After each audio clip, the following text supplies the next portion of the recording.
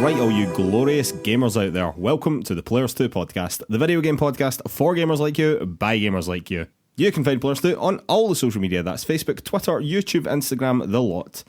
You can also find our written content over at PlayersToo.com, that's PLAYERSTOO.com. And if you could take 5 seconds to give us 5 stars over on Apple Podcasts or wherever you get your podcasts, that really helps us out. It does a huge amount for the exposure of the show. And while you're over there, if you could leave us a little review as well, again, it just helps us out even more and you would be an absolute legend to us. All right, and on with the show. My name is Mark Henderson. With me, as always, Mr. Lewis Camley. And in the same room, Lewis.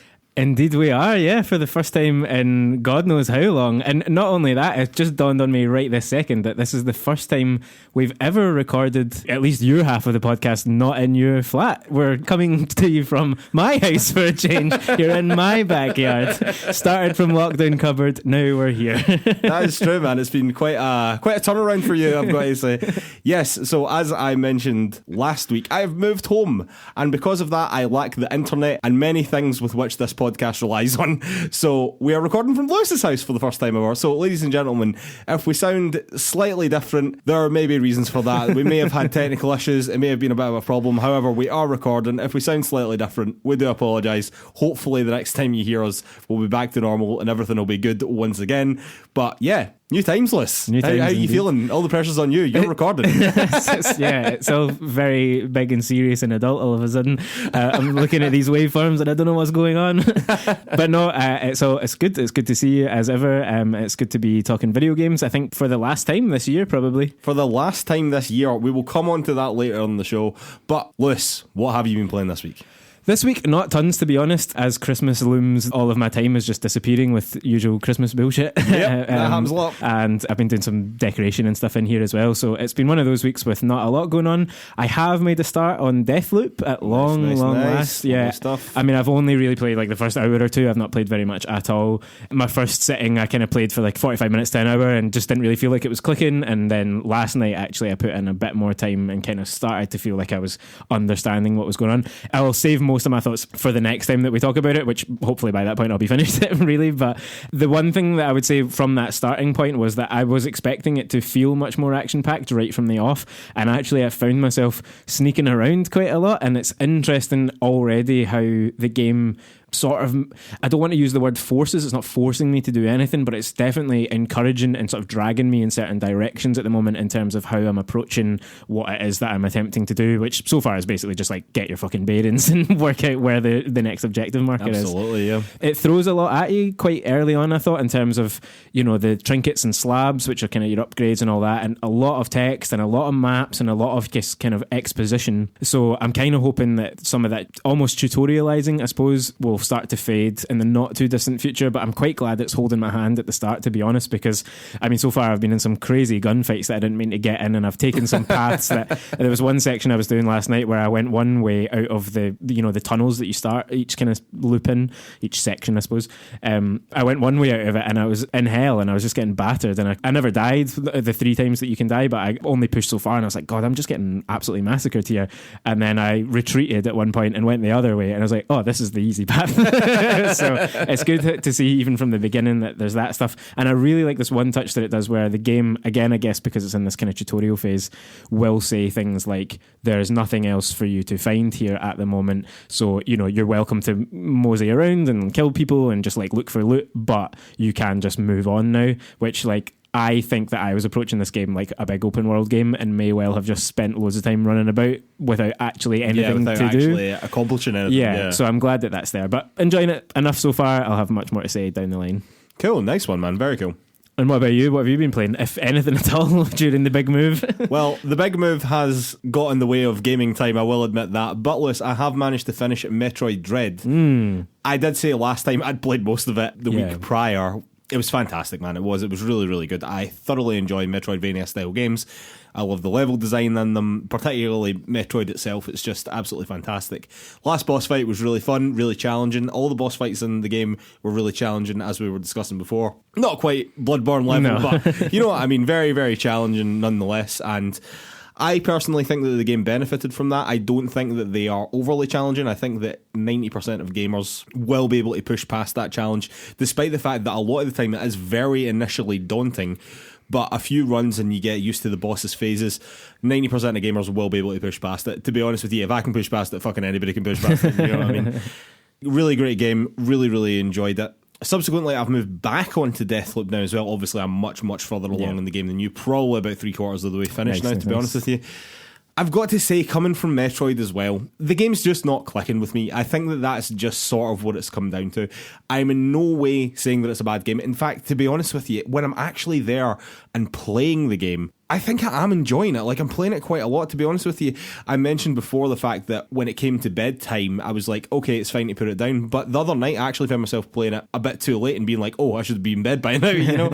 So I am enjoying it when I'm playing it. But sometimes the thought of actually just going to play it feels burdensome to me somehow, but when I'm actually there and playing it, I am enjoying it. I don't know, maybe it's just not my thing. Maybe that's just what it comes down to, unfortunately, but it is a very good game. It's a very well made game. It's a very interesting game. I like what it's doing. It's trying something different, which is always cool and always deserves recognition for me. But yeah, I just don't quite think it's for me. I am definitely going to push past it. I definitely am going to finish it. But yeah, in terms of the game of the year, which we're about to get into, I'm not really sure it's up there with some of those other ones in reality, in my opinion anyway. You know? Yeah, fair enough. I mean, not every game is going to click with every person, and I've certainly been worried from my early stages playing it about two things. One, that it's a first-person shooter, which I just do not enjoy. Generally, you don't like. And I can feel it immediately that I'm just not as kind of invested in it as I might have been otherwise.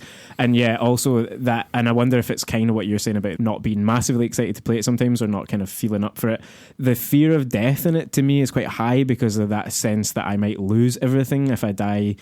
Right from the off, basically you're allowed to die 3 times before it resets the loop. Yeah. And even from my very early stages, I find myself being cautious because of that, because I don't want to have to replay loads of stuff. So I have to say, quite similarly to Bloodborne, that feeling sort of fades and you do go into situations a bit more confident. Your weapons are better, your upgrades are better, yada yada yada, you know. So you do go into situations like that with more confidence. You're just used to playing the game apart from anything else, you know. You're just simply better at it. So don't get me wrong, the game definitely does encourage stealth, and I actually commend it for that. It'd be very, very easy to make this just an all-out action game, but I actually quite like the stealthy elements to it as well. That's one of the things that I am enjoying about the game. But yeah, a lot of that is gone. I mean, don't get me wrong, you still do definitely die every now and then if you get into a stupid situation. It doesn't take much. It doesn't take much to die. So that always does loom in the same way that it does for Bloodborne, where if you die, you know you're going to get punished for it, basically. But I wouldn't say that it is omnipresent in the way that you probably feel that it is, you know, early doors. Yeah, exactly, yeah. Anyway, Lewis, enough of that. There is plenty to get through. It is time for the Game Award results. All right, ladies and gentlemen, just as we done last week, we're just going to shout out the other major news items that have happened this week that aren't the Game Awards, which is 90% of the news this week. But Ubisoft have also announced their in-game NFTs to overwhelming fan backlash, I have to say. Apparently it will be called Ubisoft Quartz and will have a beta run in Ghost Recon Breakpoint. In-game, players can acquire unique quote-unquote digits, which are the NFTs, which allow players to quote-unquote own collectible vehicles, weapons, clothing, equipment, yada yada yada, which apparently they can also sell later on if they choose to, because allegedly they own it. Apparently they also operate on the Tezos blockchain, whatever that is. And apparently that is energy efficient, although obviously not as energy efficient as not fucking doing it in the first place. Despite how great they claim it to be, the announcement video was overwhelmingly disliked on YouTube, to the point where it had a 95% dislike ratio or somewhere around there before it was eventually pulled by Ubisoft in just an absolutely chef's kiss moment, Lewis. A fantastic response, I have to say. I am very glad that gamers have stepped up and immediately made their feelings on adding NFTs to games known. I doubt it will stop Ubisoft, but I'm glad that gamers have spoken here, frankly, and let them know NFTs are not wanted. They do not serve to improve video games. They only serve to monetize and to line their shareholders' pockets. They do not improve video games in any capacity. In fact, I would argue quite strongly that they detract from them. So very good to hear the response from gamers here is very negative. Yeah, absolutely. Good to see that the pushback against NFTs and the blockchain in the gaming space is underway. As we've said multiple times recently, keep an eye on this, get informed, voice your displeasure if you feel the way that we do, because game companies need to hear this or else they will keep pushing it, because as Mark says, it's a revenue stream and they are going to see how much they can get from it before the well runs dry. Absolutely they are. And the environmental impact or all the other negative things around NFTs, they don't care about any of that as long as they're making money. So yes, make your voice known when it comes to NFTs, because I do think that this could be a pivotal moment, we will say. Second thing we just wanted to mention was that PlayStation have officially announced their own PlayStation 5 faceplates called console covers. You can now get Midnight Black and Cosmic Red covers, which are the same colours as the red and black DualSense controllers that came out not that long ago. But now you can also get Nova Pink, Starlight Blue and Galactic Purple, which will all also get a matching controller when they release in January as well. So suddenly all those cease and desist orders that PlayStation sent to Dbrand and other third parties for making faceplates makes a lot of sense, doesn't it? Yeah, saw this coming a mile off. Bit annoying that they did take other companies to task for this. Feels like from those colours and the names that it should have come out when Ratchet and Clank did to me, but makes a lot of sense, man. Yeah, makes it just sense. has the same colour palette as Ratchet and Clank did. But yeah, good to see this is finally on the horizon. I don't know if that's a COVID thing with the manufacturing process or whatever. It could have been anything. Yeah. It could have been anything. And just the final thing that we wanted to mention, there will be a Nintendo Indie World Showcase tomorrow as we record this. Yesterday, as you're potentially hearing this, unfortunately, Nintendo have done us again list by being very, very inconvenient on the timing of their showcases. But yes, it will be focusing on indie games. It will only be 20 minutes long, but for Christmas, I would absolutely love for Nintendo to tell me about Silk Songless. I really, really would. Do not get those hopes up, Mark. I will not get my hopes up, but oh man, it would be great if they did. It would be amazing, but yeah, you dare not dream. I know, you really don't at this point. Anyway, Lewis, on to the results of the Game Awards and how we did in our predictions. And spoiler alert, it was not well. It was real bad. Alright, starting things off with Best Debut Indie Game, and just a reminder of the nominations. They were Valheim, The Forgotten City, The Artful Escape, Sable, and the winner, which was Kenna. I guessed Kenna. Lewis, you went for The Forgotten City. 1-0 already, right out the gate. Yeah. It was an early one on the night, and I don't love that Kenna took this, to be honest. I don't want to discredit it too much, but I think that there are more interesting games there. But yeah, fair enough, 1-0 to you. 1-0 to me. So up next was Best Multiplayer Game, and the nominees were Valheim, New World, Monster Hunter Rise, Knockout City, Back 4 Blood, and the winner, which was It Takes Two. Which your old Mark went for again, and Lewis went for Valheim. 2-0 right out the gate. I think that's an interesting choice. I mean, I really liked It Takes Two, and we'll definitely be talking more about It Takes Two as this segment wears on. But to me, I mean, I'm glad that a co-op game got this recognition, to be honest, because... Me too, man. Me too. I think that's great. That's it. Like, multiplayer these days only gets thought of as big online multiplayer games, and this wasn't that. So I am glad for it for that sake. But yeah, it's not as multiplayer as some of these other games are. So I was a little surprised that it won it, but fair enough. It was a very enjoyable game. Next up was Best Sim/Strategy Game. The nominations for this one were Microsoft Flight Simulator for the second year in a row, Inscription, Humankind, Evil Genius 2, and the winner, which was Age of Empires 4. I've got to say, we both got this wrong. We both went for Microsoft Flight Simulator. I think that Age of Empires deserves this because Microsoft Flight Simulator won this category last year. Like, it's bullshit that it was even there in the first place. The only reason that we both went for it, I believe, is because we believed it was probably the best game there. But I think that there may have been some people thinking that it was bullshit in the voting, and that's maybe why it's went for Age of Empires. Yeah, so Microsoft Flight Simulator won as a PC game, but didn't win as a console game, it seems like. I don't know if you remember, Mark, but I actually said at the end of this category when we were doing our predictions, after saying all of that, Age of Empires 4 will win. And so, yet again, Microsoft Flight Simulator has fucked me up. 2 years in the trot, I'm never playing this goddamn game. 2 years in a row. So up next was Best Sports/Racing Game. Your nominees were Riders Republic, Hot Wheels Unleashed, FIFA 22, F1 2021, and the winner, which was inevitably Forza Horizon 5. I mean, it was one of the most clear-cut awards given there. It absolutely had to go to Forza Horizon 5. I think it is clearly the best game there and was arguably one of the best games of the year. Should have arguably have been in the Game of the Year conversation. I mean, it was a total walk. It fully deserves it. Totally. Nothing to add there. It absolutely deserved it. After that, Lewis, was Best Family Game. Nominations for this one were WarioWare, Super Mario 3D World plus Bowser's Fury, New Pokemon Snap, and Mario Party Superstars. But the winner was It Takes Two. Again, I've got to say, this usually a category dominated by Nintendo, and all the other nominations are Nintendo. So actually, I'm quite happy to see it win here. Yeah. And we both guessed that, which was very, very nice indeed for us. Yeah, this is one that's got a bit of contention around it because the people are debating whether It Takes Two is a family game, a game for families, or a game about families. There's a lot of discussion there, I think, which we don't have time for just now particularly, but I think it is, a really great game and a good game, I do think, to play with families in different contexts. But obviously the story could be problematic for some people in some families, so that's something to bear in mind if you're coming to this fresh and you've not played it before and you're looking to play it with a family member, particularly a child. Yeah, sure. I mean, I think that makes a lot of sense. I can understand why there is contention there, but I think it deserves this win, frankly. I'm just going to say that much. Okay, up next was Best Fighting Game, and your nominees were Virtua Fighter 5, Nickelodeon All-Star Brawl, Melty Blood, Demon Slayer, and your winner, which was Guilty Gear Strive. Again, Liz, I think that this was pretty clear-cut in reality. Probably the second most clear-cut one to Forza. We both chose Guilty Gear Strive. I think we both think that it was the most significant fighting game to come out this year. It got a lot of attention. A lot of people love it. Thoroughly deserves its win. After that, Lewis, was Best Role-Playing Game.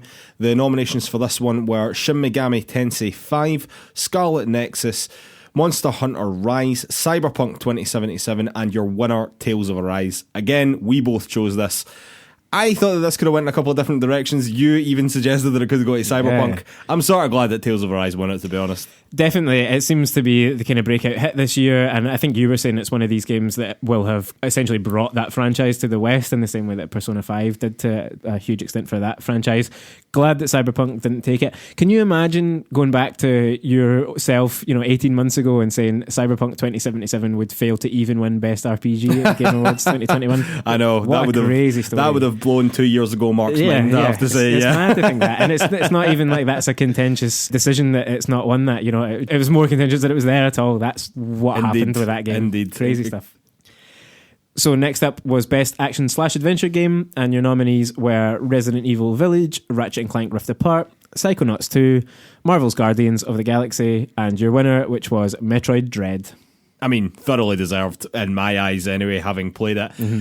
It also is the epitome of the action-adventure genre in a lot of ways. Yeah, I mean, I'm so glad that it got awarded here because, spoiler alert, it doesn't get it anywhere else. But I'm glad it was recognised because I do think that it is a genuinely fantastic game. Yeah, it definitely seems like it deserves that. A really terrible speech from Doug Bowser, I thought, afterwards, to be honest. Yeah, it felt like he was advertising the game that just won the awards. But yeah, I can't wait to get started on Metroid Dread. Really looking forward to it. Great game, bad speech. Very good game. All right, next up was Best Action Game. The nominees for this one were Far Cry 6, Deathloop, Chivalry 2, Back 4 Blood, and the winner, which was Returnal. I am so glad that it won this category, I have to say. Similarly to Metroid Dread, I didn't think that it was going to win much here. It was snubbed from the Game of the Year. I thought very unfairly because, to me, it probably is my Game of the Year, so I'm very glad to see it win here. Yeah, really happy for the team at Housemarque to get this win. It did feel like the biggest snub of the year, alongside, for me, Hitman 3 and the whole kind of awards show. So amazing to see Returnal get some praise on this one. Yeah, absolutely. Just a reminder as well, we're not doing every single category in here. For example, a lot of the multiplayer categories, all the esports categories, the AR, VR categories, but one that we're not predicting, but we do want to highlight is the innovation and accessibility. The nominees for this one were The Veil, Ratchet and Clank Rift Apart, Marvel's Guardians of the Galaxy, Far Cry 6 and Forza Horizon 5, which eventually won the award. Again, I just think it's important to highlight this award. I just think that it's great that it's there. I think it's great that these big games and these big publishers really are putting accessibility to the forefront now, particularly what Forza Horizon 5 done with sign language and stuff like that, that they put into the game. That was really cool, really fantastic, thoroughly deserves that award as well. Okay, so next up is Best Independent Game, and your nominations were Loop Hero, Inscription, Death's Door, 12 Minutes, and the winner, which was Kena Bridge of Spirits, Mark. This is the one I was most annoyed about. Death's Door, in my eyes, could not have possibly not won this. Yeah. I genuinely thought it was going to walk this, and it didn't. Yeah, we both picked it, right? We both picked it. And I do have to say, on everything so far, we have picked the same stuff up to now, and we've got everything right up till this point, I think. And now things start to go quite badly for us, ladies and gentlemen. If you thought, the boys aren't doing too bad, it's about to go tits up, ladies and gentlemen. Starting with this, because I thought that was a lock for Death's Door. I really did. Really felt to me like it should have been this and the best debut, and they got kind of wrapped up together quite early in the show. It felt like a bit of short shrift for the indie categories, which isn't normally what you expect from the Game Awards, but I've sort of said enough about Kena. I think it's a beautifully animated game from an animation studio, essentially, but I'm yet to see evidence that it is a really groundbreaking game. And maybe Death's Door isn't groundbreaking either, but it did feel comfortably like the best indie game released this year, like without any shadow of doubt. Probably followed by Inscription from that list, to be totally honest. Yeah. The way people are talking about that just now. So I have to say, Kena probably wasn't even third for me there, I've got to say. An interesting choice. Wouldn't have been my choice. No. Next up, Lewis, is Games for Impact. The nominations here were No Longer Home, Chicory, Boyfriend Dungeon, Before Your Eyes, and the winner, which was Life is Strange True Colour, which Mark went for, Lewis went for Chicory. 3-0. Yeah, this was one that I just didn't really have any sense of, and I think I betted against Life is Strange from the perspective of I didn't feel like there was much conversation about what its impact was this time round, which previous Life is Strange games there's been a bit more made of that, and I don't know, I mean it seems like it deserves it, fair enough, and I really like the Life is Strange series and what it does, so that's fair enough. I had picked Chicory, which was a bit of going out on a limb. Great to see all these games get recognition. I do wonder if Life is Strange gets it just because it is simply the biggest game on that list, which isn't the best reason to get an award, particularly that kind of award, but fair enough. Yeah, it's definitely the most popular one there, and personally I think that played a part as well. Definitely.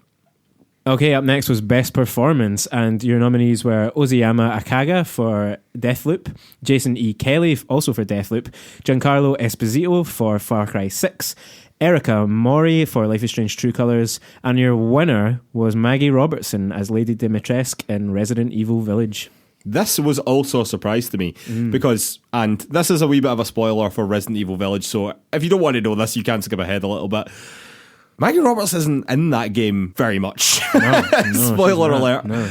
Now, don't get me wrong, I thought her performance was tremendous. I thought she was very, very good. But there are a couple of other games there that I feel the story really hinges on some of these performances, specifically thinking of Life is Strange. I'm surprised that she got it. I'm not saying that she doesn't deserve it. I thought her performance was fantastic. But I think that other performances had a bigger impact on the game than hers in the respective games, I totally 100% agree with that. I mean, if there was an award for best character, I could see Lady Dimitrescu scooping it. Yeah, man. I mean, what has happened Lady here? Dimitrescu was fucking awesome, by the way. I'm not saying a bad word. That's the thing, and she's fantastic. I don't character. want what I'm about to say to sound dismissive of Maggie Robertson at all. No, because her performance was fantastic as well. But it really was a fraction of that game, and you look at all of the others here are essentially the lead characters or the lead villain in their games, and they are carrying those stories and those experiences in a way that she isn't and wasn't. Like, it really isn't a long period of the game that she's in, and I just think that whole award has been swayed by the meme, the internet's reaction to that character, which again isn't a great reason to get an award, but fair enough to Maggie Robertson that she does do a tremendous job in that game, so fair dues. Yeah, certainly does. Next up was Best Audio Design. Nominations for this one were Returnal, Resident Evil Village, Ratchet and Clank Rift Apart, Deathloop, and the winner, which was Forza Horizon 5. We both went for Returnal, Lewis. Oh, it should be said in the last category, you went for Giancarlo Esposito, and I went for Erika Mori as well. So we both got that wrong completely, and we both got this wrong completely as well. This is where things start going downhill, ladies and gentlemen. I really don't know how you don't give that to Returnal. Don't get me wrong, I understand what Forza Horizon 5 was doing with sound design. Very, very good, very, very clever. Great sound design in and of itself, but Returnal felt like it was doing something revolutionary nearly, you know what I mean? Yeah, it's not one I feel well equipped to comment on because I'm not great at audio design at the best of times, but I just think that Forza Horizon, I mean, I'm sure it's amazing and it sounds a lot like cars driving around, but Returnal was so immersive with its sound that I'm a little surprised by that, but, you know, I don't want to be dismissive of Forza because I'm sure it's doing some incredible stuff in that space. It just doesn't feel new, maybe, in that way. Yeah, I think maybe that's where I'm coming from. Yeah. Like, what Returnal was doing felt new and fresh and next gen. What Forza's doing feels like really, really good sound design that we've seen before. For what you know is, what I mean? Yeah. Okay, following on from that was your best score and music. Nominees were The Artful Escape, Marvel's Guardians of the Galaxy, Deathloop, Cyberpunk 2077, and the winner, Mark, was Nier Replicant. Now, this was the surprise of the show for me, quite frankly. We both went for Guardians of the Galaxy purely because of that soundtrack. The franchise is famous for its music as well. I genuinely thought I was going to walk that relatively easily. The Nier Replicant soundtrack is absolutely sensational. I fully think that it deserves this award. The only reason I never chose it is because I didn't think enough people would have played it, and I didn't think it would have gotten enough votes to ultimately win. But it did, and it thoroughly deserves it, and I am very, very happy about that result. No, yeah, fair play. I've not heard any of the music from it, but it is one thing that I keep hearing about the game, and particularly in the wake of winning that award, so fair play to it. After that was Best Art Direction. Nominations for this one were The Artful Escape, Ratchet & Clank Rift Apart, Psychonauts 2, Kena, and the winner, which was Deathloop. I think, Lewis, that we said that this one was pretty hard to call, and I think that anyone on that list, frankly, deserves Best Art Direction. You went for Ratchet & Clank, I went for Psychonauts 2, the winner was Deathloop. I can't begrudge that at all. They all had fantastic art direction, I've got to say. Deathloop thoroughly deserves to win, but I have to say, so does everyone else. Yeah, totally. I mean, from what I've played of Deathloop so far, it's definitely a really stylish game. I do like that the award goes in the direction of thinking about it in its entirety and what a developer is trying to do with its art style and not just which one has the best graphics, which I've felt has been the case in other years. So I don't even think you're wrong to think that as well, which isn't what art direction necessarily is. Definitely shouldn't be. And so, yeah, I'm quite glad to see Deathloop take this, even though I went in another direction, but that was because I thought Ratchet & Clank was the prettiest game, and I thought that's how it was going to be judged. So it probably is, to be fair, but yeah, I'm sort of glad that Deathloop got it as well, to be honest with you. I went for Psychonauts 2. We might come on to Psychonauts 2 a wee bit later on, but I thought that had a strong art direction as well. But I mean, so does Kena, so does Artful Escape. Looks absolutely stunning as well. Very, very strong category. Up next was Best Narrative, and your nominees were Psychonauts 2, Life is Strange True Colours, It Takes Two, Deathloop, and the winner was Marvel's Guardians of the Galaxy. Another big surprise for me, I have to say. We both went for Life is Strange. The game hinges on its narrative. The game is its narrative, do you know what I mean? Life is Strange without its narrative is nothing, is nothing at all, do you know what I mean? It won Games for Impact as well, so this was a real surprise. I did not think it would go in the direction of Marvel's Guardians of the Galaxy, but people are really enjoying that game, and to be honest with you, this award makes me want to play it more than most of its advertising, I have to say. More than any of its advertising. I totally agree with that. I mean, I've heard it being said that it's a better story than the films of Guardians of the Galaxy are. I've heard it even being compared to like the likes of the Spider-Man PS4 story, which was that's what I've heard. Incredible story. Yeah. So, you know, for me, I think as a licensed game, you almost have to clear an even higher bar, I think, to get this Best Narrative award, and so it must be doing something really quite exciting with its story. So I totally agree with you. I'm much more interested in playing it now than I was this time 8 days ago, basically. I do have to say, I thought it was one of the weaker years for narrative, but I'm not trying to take anything away from Guardians of the Galaxy. Fair play to it. You can only beat the competition that's there, and it does seem to have a genuinely good narrative, so I mean, fair play to them. Next up was Best Game Direction. Nominees here were Returnal, Ratchet & Clank Rift Apart, Psychonauts 2, It Takes Two, and Deathloop.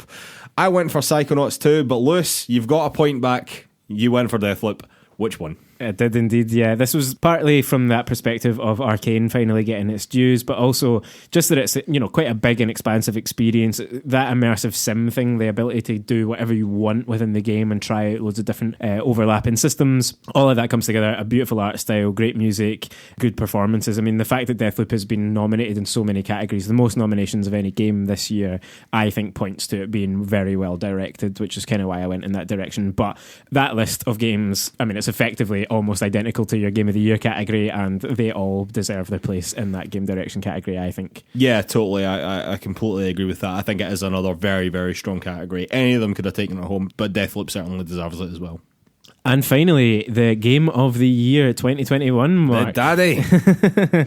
And so your nominees for this were Resident Evil Village, Ratchet & Clank Rift Apart, Psychonauts 2, Metroid Dread, Deathloop, and your winner, probably the biggest surprise of the entire night, Mark, It Takes Two. I mean, I was pretty surprised. Yeah. I mean, fair play to Joseph Fares, man. He's a madman and I quite like him for it. This was a genuine surprise. I'm sort of glad that it won it. It's a smaller indie title from a smaller studio. Joseph Fares is really making a name for himself in the video games industry, and yeah, it was a fantastic game. I'm not trying to take away from it at all. I did think that some of these other bigger titles would have sort of muscled it out of the way, frankly. Bigger IP, even Metroid, Deathloop as well, obviously, Ratchet and Clank. Yeah, I honestly thought that it would have went to one of them, but yeah, It Takes Two smashed it. I'm sort of happy for them. I did not predict that in the slightest. We both went for Deathloop, ladies and gentlemen, but yeah, fair play. Fair play. What do you say? I mean, yeah, I was pretty surprised on the night, and I do think it's deserved. I think it's an interesting choice. I do wonder how the voting all split down, and whether it's that thing of two other games split the vote and It Takes Two comes through the middle and wins it, because I didn't feel like it had that much buzz around it going into the awards. But I mean, it's one of these ones that's come out earlier in the year, you know, you always sort of fear absolutely about that, you know. And particularly given what it is, the type of game that it is, like you say, it's not got the name of Metroid or Resident Evil attached to it, or even Ratchet and Clank for that matter. It didn't have the enormous push that Deathloop had. It's not Psychonauts 2, as we were saying last week, like Tim Schafer, an industry darling. Everyone that played that has been talking it up. So It Takes Two, I think, was kind of the silent assassin here. It kind of came up around the outside and took it. And, you know, we both played that. I thought it was a fantastic experience.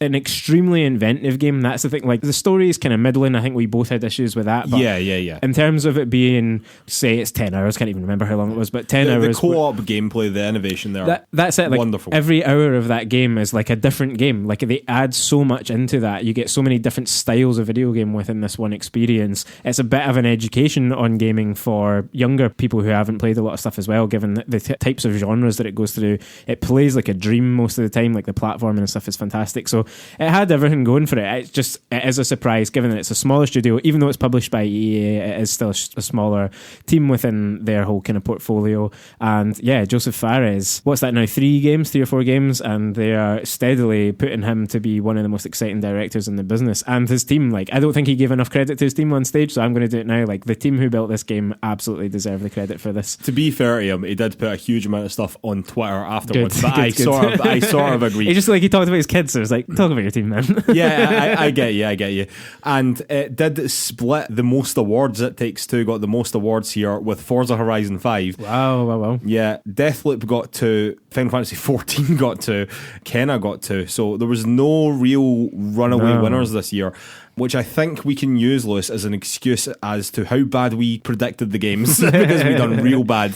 But Lewis, I won. I won again. You did win. It's a hat trick of Game Awards for Mark by a pitiful score of 9-7, I have to say. Yeah, without us even predicting all the categories. We didn't even get any double figures, man. I don't think that's ever happened before. That honestly is the worst that we've done by quite a distance. But I really think that this was, again, I don't want to say a down year too much, but I do think that it lacked a real couple of like big standout games that we've definitely had in recent years past, you know. But that just meant that it was wide open. These things were absolutely wide open. A lot of these things could have went in different directions. We just discussed a few of them that definitely could have done. I mean, I don't have too many qualms. Death's Door not getting indie game, that very much annoyed me. But apart from that, I don't have too many qualms about it. I really don't. I think that it was a very even field. And I thought that everyone basically got what they deserved, apart from Tim Schafer and Psychonauts 2. I really sort of feel for him because that was a really, really popular game. It seems to be a really, really good game as well, and just snubbed here completely. And Ratchet and Clank, Insomniac, again, sensational game, unbelievable attention to detail in their art style and their graphics, and what they were doing on the PlayStation 5 was just so impressive from a visual standpoint and from a technical standpoint, and just nothing, unfortunately, here, you know? Not everyone can take the awards home, and you know, that's not to mention even Returnal, which was snubbed quite broadly, and Hitman, which I think was probably my game of the year. Oh yeah, I mean, yeah, not even mentioning Hitman because it was barely mentioned in the exactly, yeah. But I think it tells you everything you need to know about this year in gaming. It's been a mixed one for sure. There have been some really good games, but I think you're right. There hasn't been a Last of Us, there hasn't been a God of War or a Red Dead that just absolutely earns every category. You know what I mean? Everything was relatively split and could have gone in all sorts of directions, but you know, ultimately some great games got their moment in the sun. And I do think, as we were kind of saying before around Guardians of the Galaxy, and as I said last week about Psychonauts 2 as well, this process allows certain games that you might not have been super interested in or might not have been too taken by their marketing or whatever to float to the surface a bit more. And these are games that I think, like, I'm still not desperate to play Kena particularly, but I'm much more likely now to take a look at it given that it won those 2 indie categories and the kinds of games it beat out to get that. That makes me want to go and play it. And I think people can be cynical about the Game Awards and about awards generally and all that, and that's absolutely fair enough. And you know, we do this because it's a bit of fun predicting this stuff. Yeah, essentially. It's a good laugh. Yeah. But you know, ultimately what these kind of awards do is highlight games that you might have dismissed or might have just not got around to, and it might make you think, oh, actually I'll have to go and play It Takes Two. If you've not played that already, like, this is vindication that you should be doing that. And I think you and I would both back that. So well done to Hazelight and Joseph Fares and everyone there for a fantastic Game of the Year award winner. Yeah, absolutely, man. I totally agree with all of that. But Lewis, let's get to the thing that's actually important here. I fucking won, and therefore I get to make you play a game next year. So I have some options for you. Okay. So, as well, ladies and gentlemen, the point of this is not for me to punish Lewis. I don't subscribe to that at all. I would actually hate to give you a game which you just hate. Like, I would hate that, but I think we've played a bit fast and loose with the 35 hours mark, to be honest, because I think I've made you play Hollow Knight, which definitely you played for longer than that. Bloodborne, which you definitely played for longer than that. You still have to play Nier Automata, which will probably take you longer than that. Although, to be fair, the one time you got to make me play a game, you made me play 3 Uncharted games, which was also definitely longer than that. But anyway, so I have some options for you. Horizon Zero Dawn Lewis. Now, on How Long to Beat, the main story is 30 hours, the main plus extras is 55 hours. So that's going to be more than that again. We also have Final Fantasy VII Remake Lewis, which, again, on How Long to Beat here, the main is 33 hours, the main plus extras is 42. So again, it'll probably be over that, but maybe not quite as much as Horizon. Or both Dooms, as in Doom 2016 and Doom Eternal. So the main for Doom 2016 is 11.5. The main for Doom Eternal is 14. So we're definitely under there. And main plus extras Doom 2016 is 16 hours, and main plus extra Doom Eternal is 18.5. So that's definitely the least amount of time is actually to play those 2 games rather than play either of the other ones.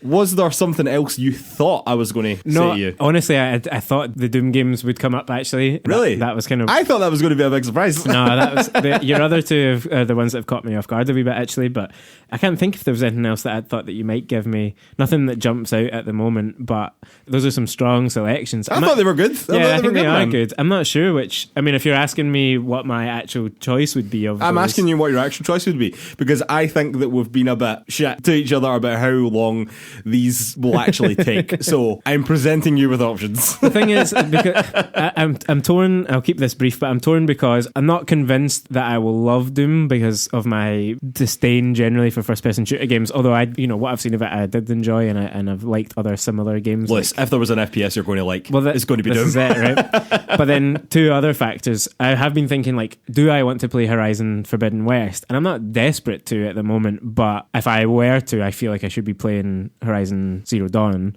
And also, I've been meaning to play Final Fantasy VII Remake since it came out. Like, I even played the section of the original game for the first time that remake covers in order to play it, and I just have not got around to it. So I'm slightly tempted to go for that. Oh, really? Yeah. I actually thought that might have been bottom of the list here. Okay, well, I'm going to take this decision away from you now, Lewis. Play Final Fantasy VII Remake before the next Game Awards. There you go. Okay, perfect. I mean, I could see a world where I end up playing all of your suggestions there. Maybe not by next Game Awards, given that February next year is going to eat up all of our time. But that is very true. But no, I think Final Fantasy is a game that I've been looking forward to and that I'm quite up for playing. Yeah, like I'll do that. That makes sense to me, and I've got plenty of time to get around to it. So yeah, let's do that. There you go. The challenge is down. Final Fantasy VII Remake before the Game Awards next year. Okay. Get it done, man. Okay.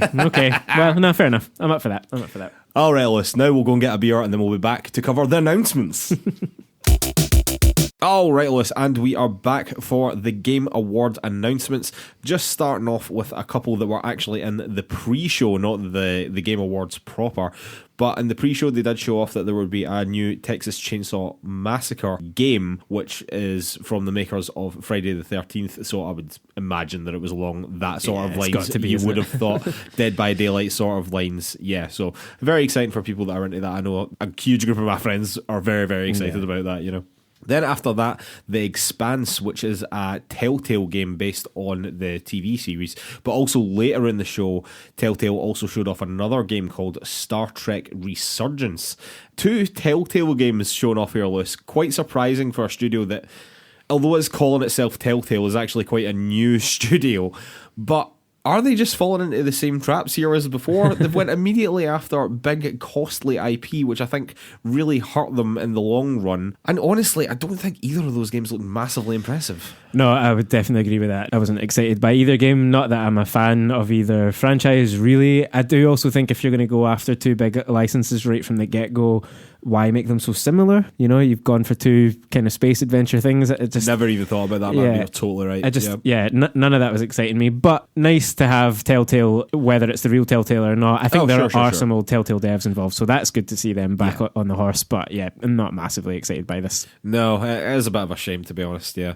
And then there was just 2 indie games I wanted to mention from the pre-show as well. One was Have a Nice Death, which very much seems to be following the formula of Death's Door a little bit from its narrative perspective, but then playing a bit more like Hollow Knight while being a roguelike. Yeah. Quite interesting. Looks as if it plays very, very well. It has to say it has a fantastic art style about it. And Tunic, which is the Zelda clone, I'm just going to say that, where you play as like a little fox. Again, graphically, stylistically, it looks absolutely incredible. Both games are coming in March. Have a Nice Death is coming in early access, and Tunic is coming on March the 16th, which is very exciting because that game has been in the ether for a while. Been waiting for that, and we've not had a release date for a long time. Slightly worried about it. Good to see that it's finally coming out. Well, we both said as well it looks like next year's Death's Door, so can't wait for that. Absolutely. All right, let's into the Game Awards proper, and they kicked things off with Senua's Saga, Hellblade 2, and good grief, what a trailer that was. This by Ninja Theory. Me and Lewis loved the first game. Apparently that was gameplayless. What a trailer that was. I would highly recommend anyone who hasn't seen it go and look it up, because that looked astounding. It really did, yeah. I mean, I'd take them at their word that it was gameplay. You can see there are definitely moments of gameplay within what we saw. I think it was moments of gameplay and a wider sort of cutscene. Yeah. Well, the original game was very much like a narrative cinematic experience, so you can imagine that those 2 things are going to blend quite nicely here as well. But it looks incredible. It looks like it's just grown in scope from the original game. An incredible action set piece with Senua sort of fighting this weird giant guy, but you can tell the emotional core of the original game, you can tell, is still there within this scene, because totally, man. By the end of that, you're sitting thinking to yourself, he's not a bad guy, so there's something else going on here, and that's just like exactly what there is in the original game as well. I am so glad we saw this. I cannot wait for this game. This will be the thing, as we've said multiple times before, but that sells me an Xbox. Like, I watched that trailer and I thought, okay, yeah, fair enough, I'm going to have to buy one. Yeah, I mean, yeah. Basically, I agree, I have to say, yeah. Next up after that was Star Wars Eclipse. This a new Quantic Dream game, Lewis, which, not sure how we feel about that. Yeah, I thought that was it was a real sort of wind out of the sails moment, because this trailer was ticking along. It was just cinematic, but it was our first look at this High Republic stuff that Disney and Lucasfilm and whatever they're calling themselves these days are kind of pushing as the next phase of Star Wars. Looked really interesting from that cinematic, and then to get the Quantic Dream logo, which, you know, removing for a second all the problems at that studio, that brings its own suggestion of what the gameplay is going to be, which isn't for everyone. And we both played Detroit Become Human and weren't blown away by it. I think it's fair to say. I think a lot of people really liked that, but I thought it was painfully on the nose. This is it, and I just wonder, like, in some ways you think, well, if they've got the big Star Wars IP, Disney are going to have a hand on the shoulder and keep them right, but by the other side, if they are let loose to do what they want with it, they could go down all sorts of not so great paths. And yeah, just following a sort of statement from Jeff Keighley at the start of the show about harassment and supporting people within the games industry space without naming Activision, which was kind of the cloud hanging over everything. Yeah, I do have to say as well that we should have mentioned the Activision stuff last episode when we were doing our predictions, and I basically forgot to do it.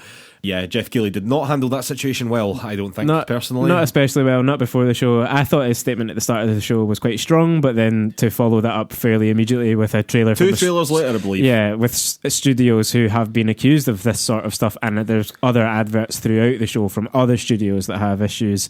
It's a big problem. It's a much bigger discussion point than we've got time for just now. But yeah, I would say I have well wishes for Star Wars Eclipse, but I am a bit reticent about it as well. I think I would agree wholeheartedly with that. After that, Lewis, was possibly one of the surprises of the show, the announcement of a Wonder Woman game by Monolith, the team behind Shadow of Mordor and Shadow of War, the Lord of the Rings games. Nothing more than a reveal trailer here, nothing really to go on, but certainly interesting, I've got to say. I also do have to say that we're not going to mention every single announcement here because we would be here all night, so we will be skimming over stuff. Yeah, some stuff we'll be missing out entirely, to be completely honest. But the next one I want to talk about is Alan Wake 2, and there was also a short interview with Sam Lake from Remedy, who said that he was going to be taking the game much more in the survival horror direction rather than in the action direction, which I think that the original game definitely had some elements of that, but to hear that it's going in that direction, I think is fantastic news, because I think that is what that game really needs. Yeah, I totally agree with that. I think it'll be really interesting to see what a truly modern Alan Wake game looks like. And after the remake that just came out a few months ago of the original game, or the remaster, yeah, I'm really keen to dive into that. I like what Remedy have got going on, and I think it's time to kind of find out what I missed with Alan Wake. Absolutely, couldn't agree more. And again, I think Remedy are one of the most interesting studios kicking about right now, so very interested in this. After that was the announcement that Final Fantasy VII Remake Intergrade was coming to PC. Very surprised, I have to say, that it's not also coming to Xbox, because I think the console exclusivity is now run out for PlayStation, but PC gamers, get on it. Absolutely sensational remake. After that, Lewis, was Slitterhead. Not Slitherhead, not Splitterhead, Slitterhead, which is a very disgusting mouth sound to it.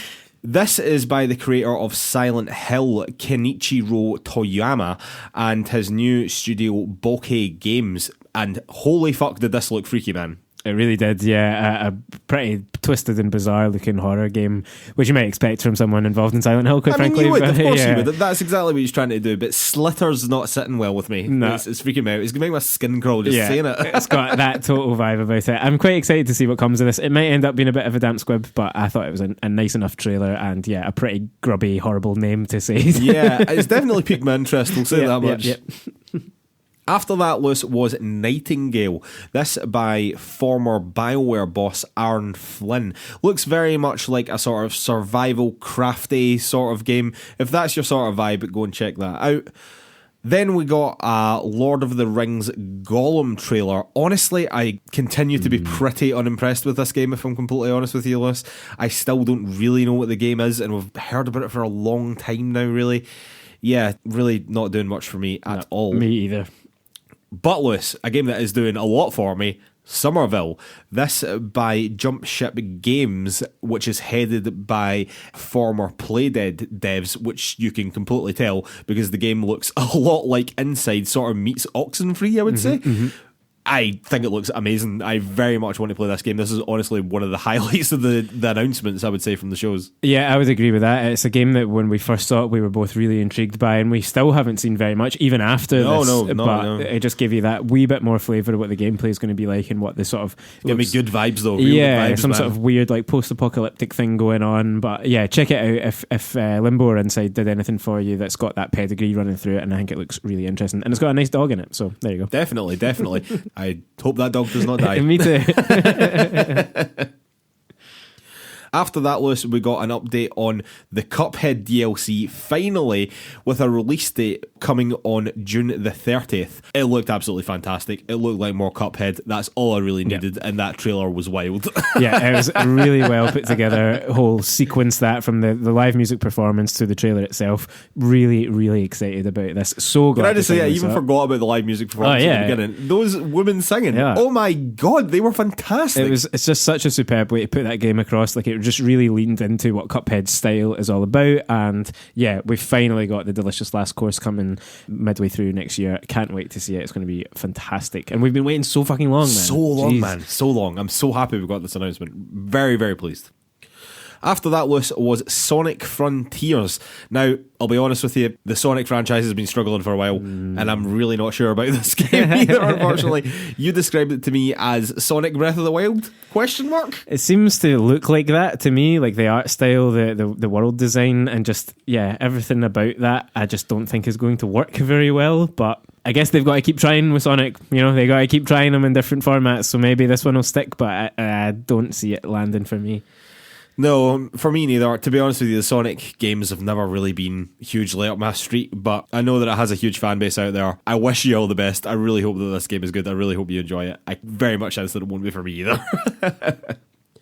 After that, Lewis, was Suicide Squad Kill the Justice League. This was allegedly a gameplay trailer, although it had fairly limited gameplay in it, I think we can all safely say. Honestly, it looked totally fine. It's a Rocksteady game. You expect quality from Rocksteady.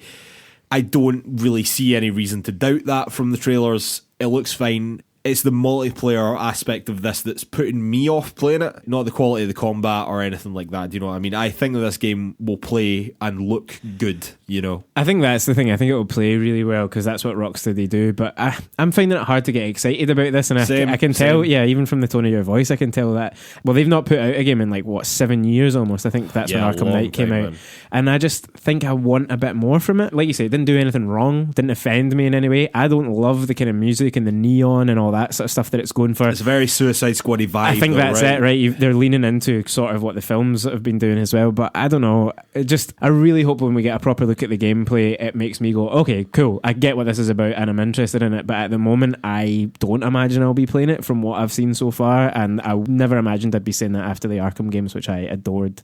Yeah, that's a good point, to be honest with you. I have to be clear, I don't think that this game is aimed at us, really.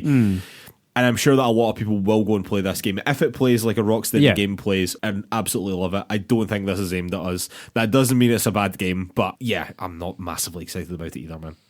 After that was Forspoken, and I've got to say, man, every time I see gameplay from this game, I think, wow, that looks fantastic. The movement and whatever just looks absolutely incredible.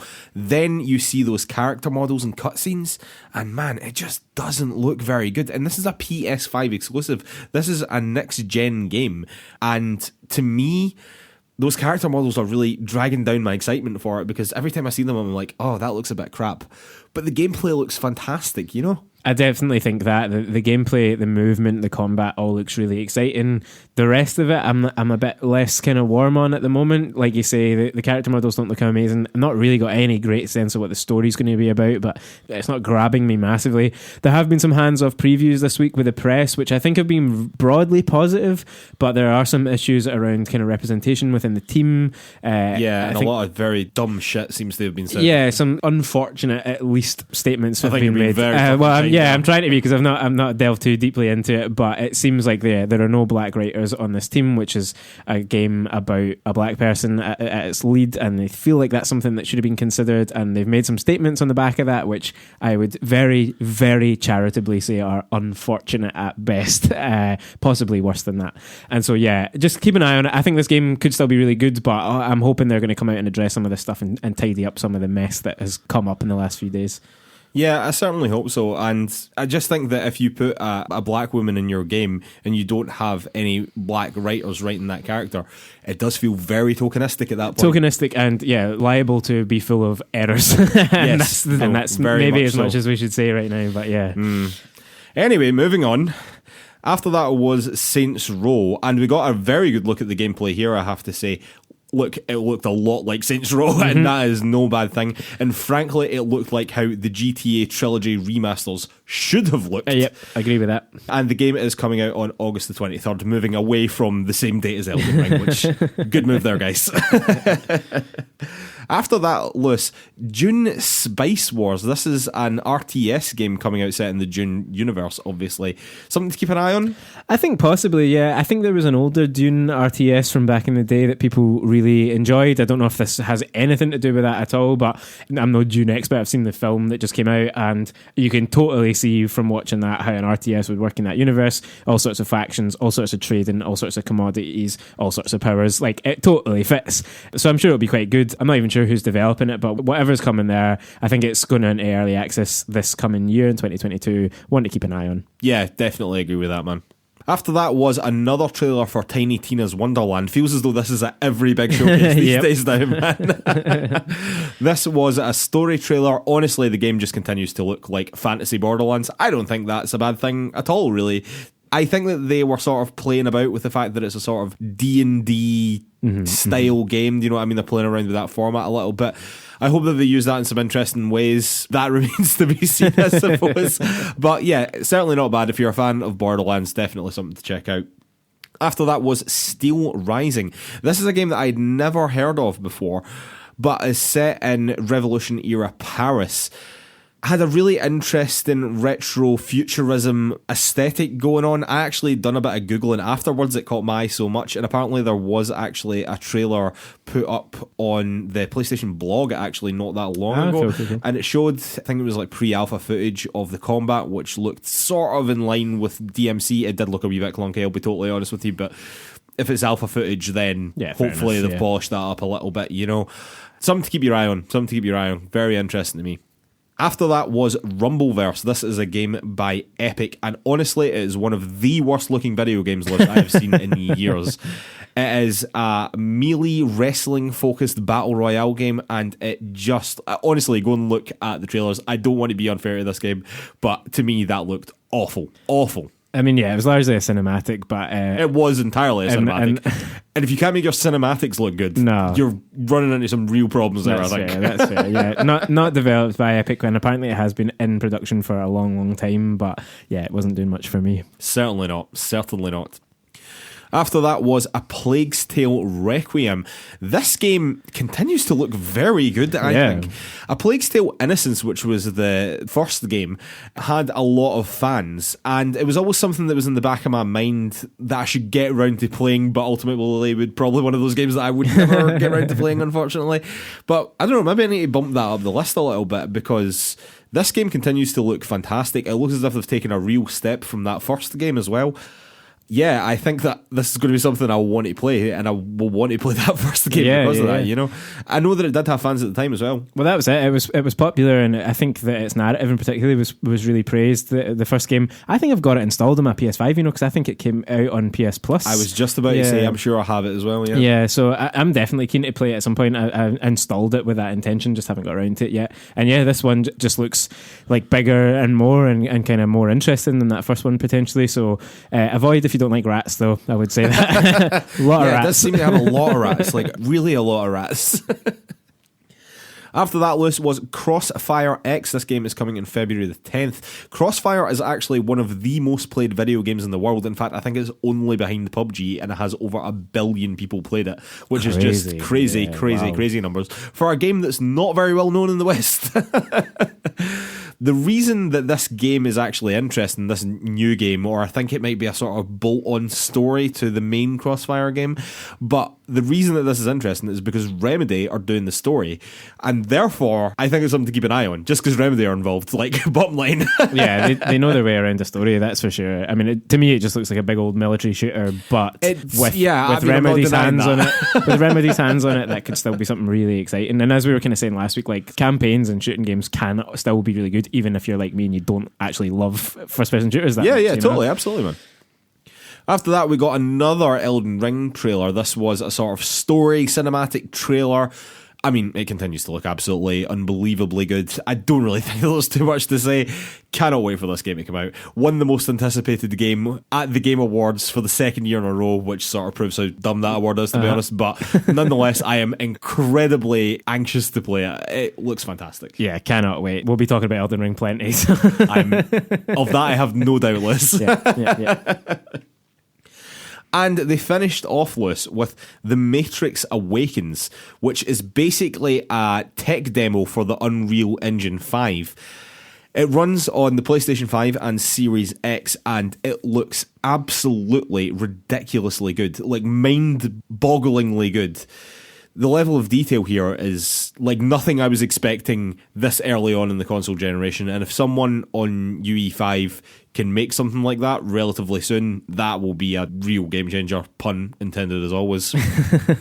Yeah, this looks absolutely incredible. Again, it's currently installed on my machine. I cannot wait to I don't have the internet, so I can't install it. But yeah, I'm really looking forward to seeing it. I think it's only like 20 minutes long, so if you've got access to it, give it a shot. It is mainly about seeing those visuals and seeing how impressive that tech is, but also looking at some comparisons to the older Matrix games, and it is insane to see how far we've come in the last like 20 years, so give it a look for sure. Absolutely, man, absolutely. Thoughts on the announcements overall?